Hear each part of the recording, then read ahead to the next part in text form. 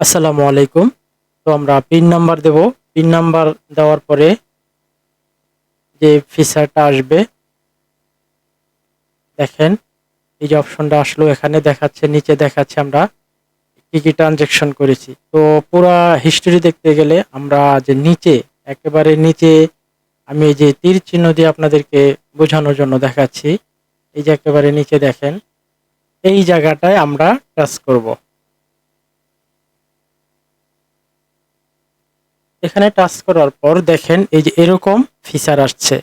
তো আমরা এখানে যে লাস্ট ট্রানজেকশনটা করেছি, লাস্টে যে টাকাটা আমরা সেন্ড করেছি, ওইটার আমরা পিন নাম্বার কিভাবে পাবো?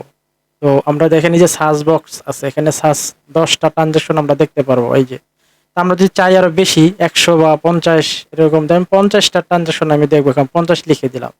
তো দেখেন এখানে সবার উপরে ট্রানজেকশনটা আমি দেখবো, দেখেন 2050 টাকা আমি পাঠিয়েছি।